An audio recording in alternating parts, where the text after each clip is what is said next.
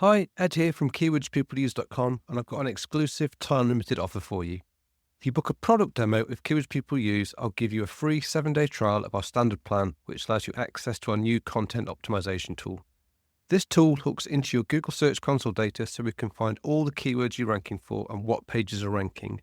We then crawl your site content and use advanced machine learning techniques like embeddings and cosine similarity to find you content optimization opportunities that will quickly boost your impressions and clicks from Google. This new feature in Keywords People Use is already showing results for people using it. Don't miss out on the opportunity of a 7-day free trial. Just go to keywordspeopleuse.com/demo to book your slot. That's keywordspeopleuse.com/demo. You'll find the link in the show notes of this episode.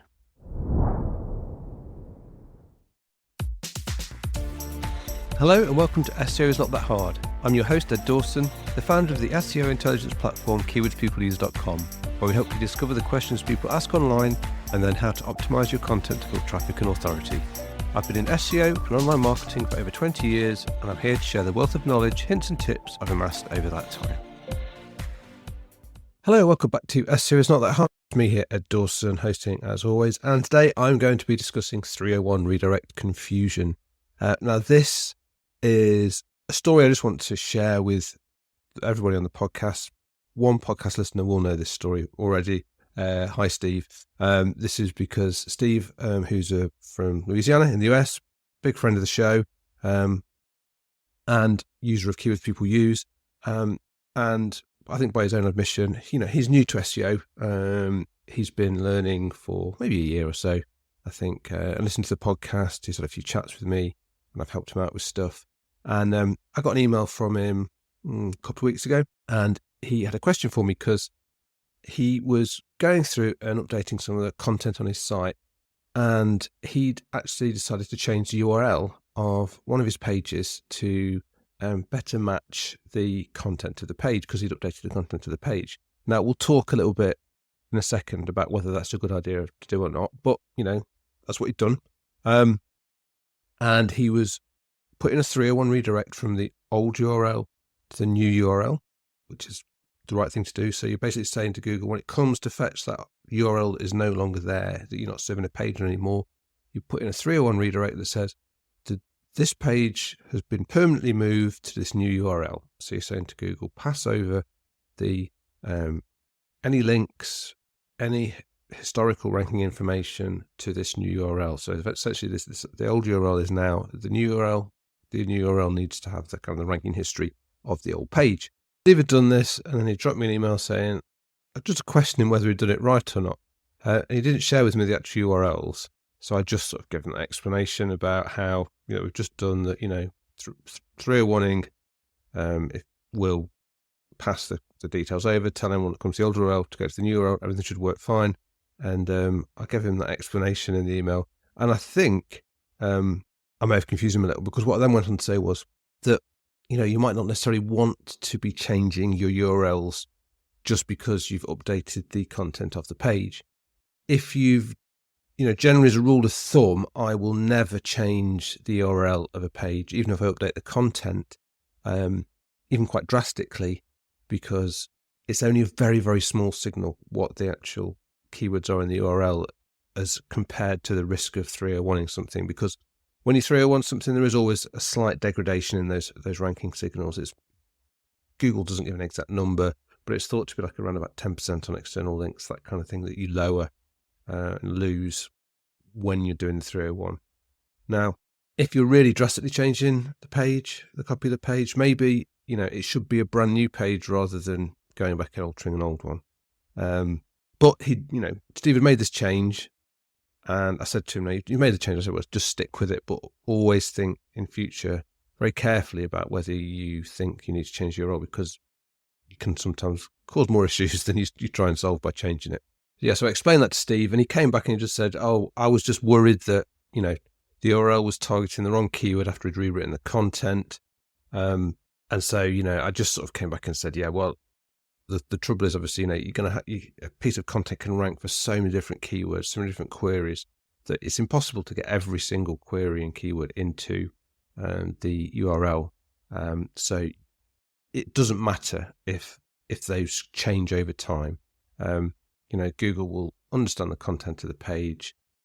It will only place a small amount on what the keywords are in the URL. So like I said, I think once I changed some of the URLs, the major URLs in broadband.co.uk, and that was removed from one platform to another. And, historically, because we didn't know better when we first did broadband.co.uk, we're using Java server pages, which I don't know if they even exist anymore.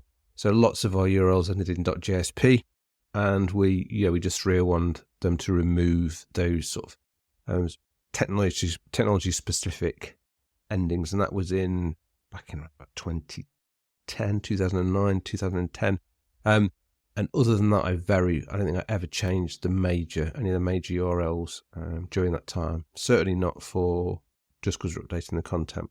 I think that solved Steve's problem, and he got the 301 set up right. Now, he then came back and he was concerned, obviously, that in Google Search Console, the old URL was still showing in Google Search Console. Now, this is because Google Search Console takes a little bit of time to update its data. It's not real-time data. So if you're making changes, they're not going to immediately show in Google Search Console. So if you did 301 one page to another, then you might even see a situation where both of those URLs can show up for a time in Google Search Console as being in the index when they're not.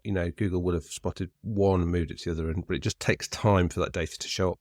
But Steve didn't know this, and why would he know this? If no one ever told him. So he was then trying to find a method to remove it from the index, and what he did was then accidentally 301'd the new page back to the old page, and then accidentally created what's known as a circular redirect. So Google was or anyone could go to the old URL and it'd say 301. This old URL is now 301 to the new URL. So the browser, crawler, whoever would go to the new URL, and the new URL would say, this URL is 301 back to the old URL. So the browser would then go back to the old URL, which would then say, no, this is transferred to the new URL, and keep going around in a circle like that. And after so many attempts, I think on Chrome will try about 20 attempts. So 20 odd attempts, they'll give up essentially and say, no, broken, not working. So obviously I explained to Steve that this is what he'd done. And it's obviously an easy fix. Just remove the 301 redirected, put in the URL, and he fixed it all up fine. And everything is now good on his site. And so he now knows how to do the 301s, things to look out for, to make sure, obviously realizing that it takes time for Google to show changes in Google Search Console, not to worry about that. Always give it a few days to update sometimes, depends on how frequently it crawls your site. And Steve is actually going to be a guest on the podcast in the future. He's really keen to come on and chat SEO, and I think it'll be interesting chat to see how from the perspective of someone who's reasonably new to SEO, trying to do their own thing, seeing the challenges, the successes, and where he plans to go next with it. So that's going to be really interesting and will be coming up sometime in the future. So thanks for listening, and until next time, keep optimizing, stay curious, and remember, SEO is not that hard when you understand the basics. Thanks for listening, it means a lot to me. This is where I get to remind you where you can connect with me and my SEO tools and services. You can find links to all the links I mentioned here in the show notes. Just remember, with all these places where I use my name, the Ed is spelled with 2 Ds. You can find me on LinkedIn and Blue Sky, just search for Ed Dawson on both. You can record a voice question to get answered on the podcast, the link is in the show notes. You can try our SEO intelligence platform, Keywords People Use, at keywordspeopleuse.com, where we can help you discover the questions and keywords people are asking online, cluster those questions and keywords into related groups so you know what content you need to build topical authority, and finally connect your Google Search Console account for your sites so we can crawl and understand your actual content, find what keywords you rank for, and then help you optimize and continually refine your content with targeted, personalized advice to keep your traffic growing. If you're interested in learning more about me personally or looking for dedicated consulting advice, then visit www.eddawson.com. Bye for now, and see you in the next episode of SEO is Not That Hard.